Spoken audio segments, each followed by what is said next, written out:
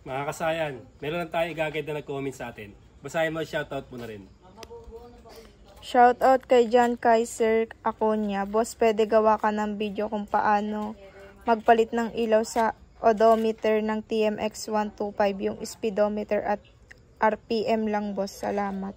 Nag-comment siya sa SYM bonus, palit carburetor o carb ng pang XRM 110. Excited ah. Ito siya kasaya, no? Ito yung sinasabi niya. Ito yung odometer at ito yung RPM. Paano daw magpalit ng bulb? Ito siya, yung peanut bulb. Ito yung stock niya kasaya na. Ngayon ito napalitan na natin. Ang ituturo ko na lang sa inyo kung paano yung magpalit. Dito, meron ditong tatlong tornilyo. Tatlong tornilyo, kung meron kayong maliit lang na screwdriver o pandukot, pwede nyo siyang buksan. Buksan nyo lang siya. Pagka maluwag na, pwede nyo siyang dukutin. Kumbaga, kahit di nyo na kailangan pang tanggalin lahat. Ito, kahit di nyo na kailangan anin lahat to ha. Kumbaga, alisin yung tornilyo. Basta kaya nyo na siyang dukutin. Yung hindi masisira yung ano. Tatapatan nyo lang dito. Ito siya ha. Ito yung RPM. Ito yung odometer. Ito na yung kulay natin. Nilagay natin dyan. Kulay green. Meron din tayong blue. Meron ding white yan. Dahil lang naubos na.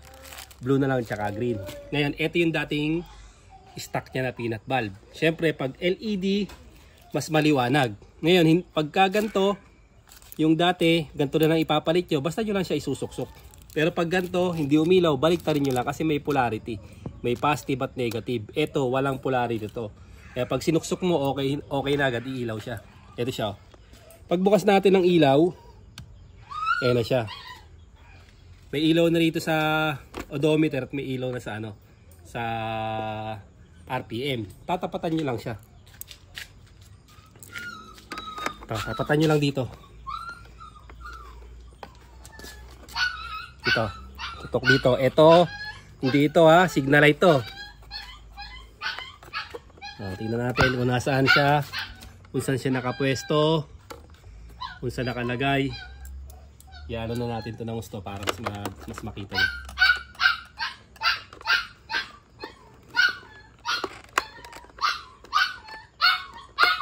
Mga maliit na ano lang, maliit na distillador ang yung kailangan. Tatlong tornilyo to ha. Gitna tas dalawang dulo.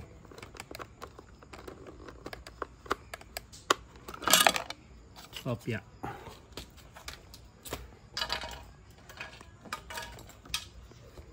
Okay. Dito yan siya kukunin.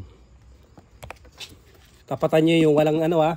Kasi pag dito kayo tumapat, signal light yan. Signal light, neutral, high beam. Ito, pansinin nyo. Ayan, kulay green na siya oh. Ito yung pinanggalingan ng ating bulb. Tapos sa kabila, ito rin.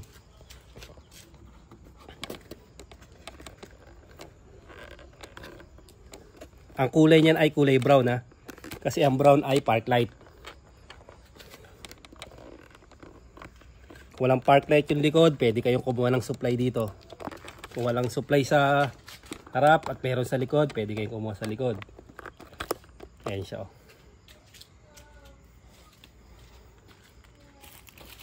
Kung gusto nyo kulay blue, pwede rin. Ito na ngayon yun. Ngayon, ito yung dating stock. Pagka ilalagay nyo to, T10 to ha, T10 yung pangalan nito. Pagka nabaliktad kayo ng lagay, hindi siya iilaw. Kailangan nyo baliktarin para umilaw siya. Siyempre, mas maliwanag pag LED. Ito yung huhugutin nyo. Ganito yung dati niya. Ayan yung dati niya ha.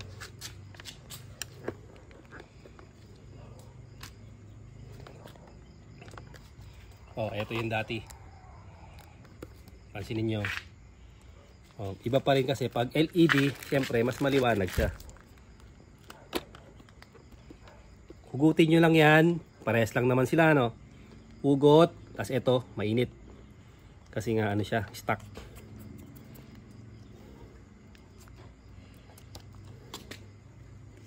Paghugot nyo, suksok. Kung ano yung ginawa nyo rito, yun din ang gagawin nyo dyan. Tapos, kabit nyo na lang siya. Yan yung kaibahan. Mas malinaw yung ano niya, yung kanyang ilaw. At mas mahinang kumonsumo. Yan siya.